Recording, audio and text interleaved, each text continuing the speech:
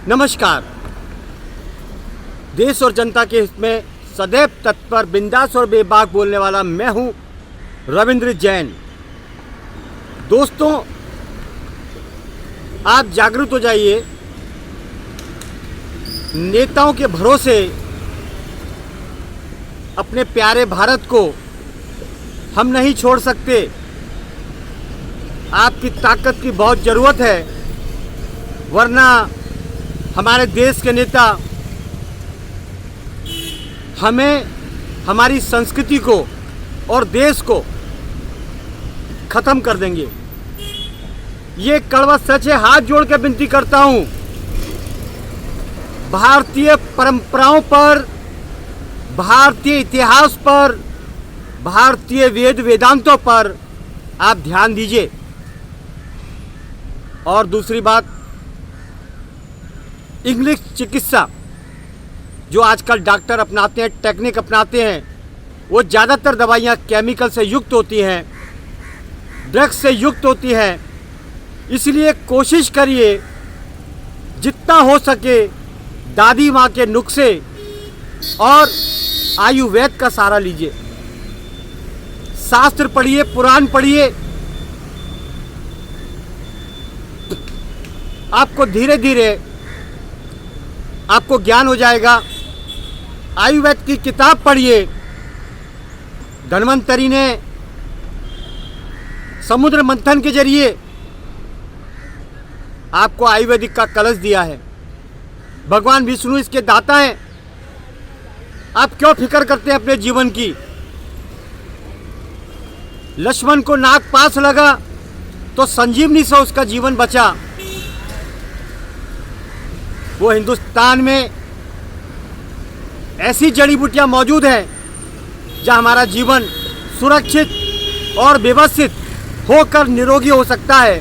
परंतु षड्यंत्रकारी हमारे नेताओं ने और डॉक्टरों की सांठगांठ ने हमारे भारत का कल्चर, इंजेक्शन ठोकते जाओ, दवाई पे दवाई लेते जाओ, इस आदत को बढ़ाने का काम किया है। दोस्तों, हम आपको फिर बताना चाहते हैं, इंग्लिश दवाइयाँ कोई भी बीमारी को जड़ से ख़त्म नहीं करती, ये टेम्परेरी होती है। तो दादी माँ के नुस्खे और आयुर्वेदिक दवाइयों का आप सहारा लीजिए जितना हो सके, वरना ये डॉक्टर आपको लाचार कर देंगे, दिमाग से बीमार कर देंगे। इस बात को आप समझने की कोशिश करिए कि हमारे आज के डॉक्टर ये धंधेबाज बन चुके हैं, ये व्यापारी बन चुके हैं। इनको किसी इंसान की जान नहीं बचानी, क्योंकि ये शैतान बन चुके हैं। ये व्यापारी धंधेबाज बड़े बड़े हॉस्पिटल को डेकोरेशन के माध्यम से एक होटल में तब्दील करते हैं और हर मरीज का घर बिकवाने का काम करते हैं, उसे बीमार करते हैं। ये कड़वा सच है। इन हॉस्पिटल वालों को नेताओं ने पूरी छूट दे रखी है कि मरीजों को कितना नंगा किया जाए। आप कर सकते हैं, करिए, लेकिन हमारा माल हमें आने दीजिए। ये स्थिति है भारत के नेताओं की, कड़वा सच और हकीकत है।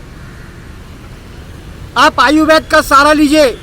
आयुर्वेद कड़वा जरूर है, वही हमारे जीवन के लिए सत्य का एक सागर है। हमारे को जीवन देने के लिए, हमारे को आयुष्य बलवान करने के लिए, हमारे को मजबूत करने के लिए आयुर्वेद में ऐसे ऐसे नुस्खे हैं जिनका कोई साइड इफेक्ट नहीं, और हमारे जीवन को तरोताज़ा करने के लिए बहुत बड़ी औषधि है आयुर्वेद। ये जानते थे, हमारे नेता इस बात को जानते थे कि जनता को कैसे बीमार किया जाए, हॉस्पिटलों में उलझा के रखा जाए। वो जड़ से ठीक नहीं होने देंगे आपको हमारे ये आज के हॉस्पिटल के डॉक्टर, क्योंकि इनकी दुकानदारियाँ बहुत बड़ी हैं। लंबे लंबे इनके खर्चे अय्याशी के वो सब पब्लिक से वसूलते हैं। जहाँ 2 रुपए की दवाई से बुखार ठीक हो सकता है, जहाँ कड़ू चिरायता से बुखार जड़ से मिट सकता है, वहाँ ये डॉक्टर चिकनगुनिया, कोविड, पता नहीं कौन कौन से टेस्ट कराकर आपको कोमा में डाल देंगे, आपकी ज़िंदगी को कमज़ोर और ख़तरनाक मोड़ पर लाके खड़ा कर देंगे। हाथ जोड़ के विनती है, दादी माँ के नुस्खे अपनाएं, शास्त्र और पुराण पढ़ें, वेद और वेदों पर ध्यान दीजिए आप। भारत को फिर से वेदांतों का किंग बनाना है, राजा बनाना है, आयुर्वेद का गढ़ बनाना है। नहीं तो यहाँ पर आने वाले टाइम के अंदर सिर्फ हॉस्पिटल आपको नजर आएंगे और वहाँ पर सिर्फ मरीज नजर आएंगे, बाकी हष्ट पुष्ट व्यक्ति आपको कोई भी नजर नहीं आएगा। हमारे भारत को बीमार करने में अंग्रेजों ने बहुत बड़ी चाल चली और अपनी दवाइयाँ भारत पर ठोक दी, क्योंकि ये भारत 200 साल पहले आयुर्वेद पर निर्भर था और आयुर्वेद की वो दवाइयाँ हमारे शरीर को प्रकृति के नेचर के हिसाब से स्वस्थ और मजबूत रखती थी। हमें कोई खर्चा नहीं था। एक एक पेड़, एक एक पत्ती, एक एक फूल में छिपा है अपने जीवन का राज। और ये इंग्लिश दवाइयाँ जो सरकारें WHO की गुलाम हैं, उनके इशारे पे काम करती हैं। जैसे कोविड एक बीमारी निकाली, जबकि कोविड एक बुखार है, कोई बीमारी नहीं।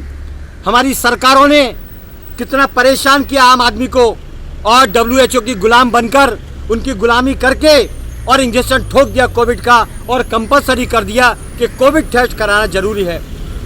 यह हमारे नेता हमारे देश को बेचने में उतारू है, लेकिन ये देश हमारा है।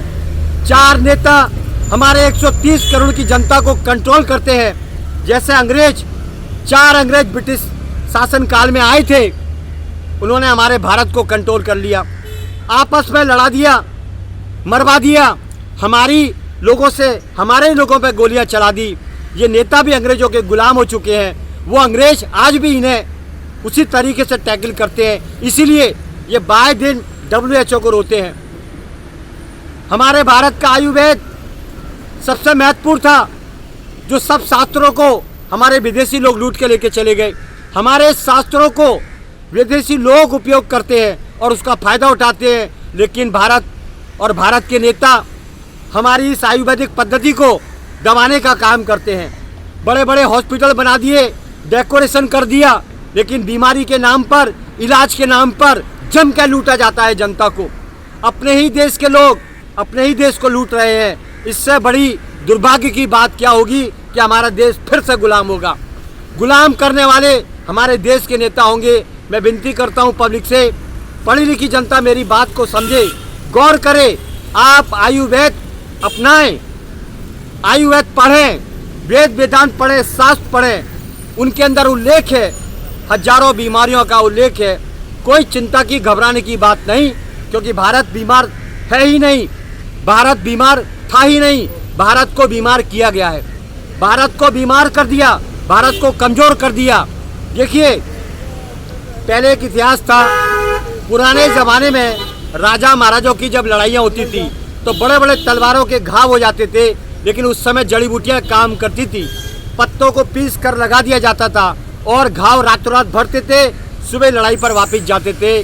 परंतु आज के इंग्लिश दवाइयों ने, ब्रिटिश शासन काल के लोगों ने हमारे भारत को चंगुल में ले लिया और हमारे नेता गुलामी करते हैं आज भी, और अपनी इंग्लिश दवाइयों का सेवन कराते हैं। आदमी एक बार अगर हॉस्पिटल गया तो जिंदगी भर चक्कर खाता रहेगा, हॉस्पिटल और डॉक्टरों की गुलामी करता रहेगा। यह षड्यंत्र है पूरा, हमारे डॉक्टरों का, हमारे नेताओं का पूरा षड्यंत्र है।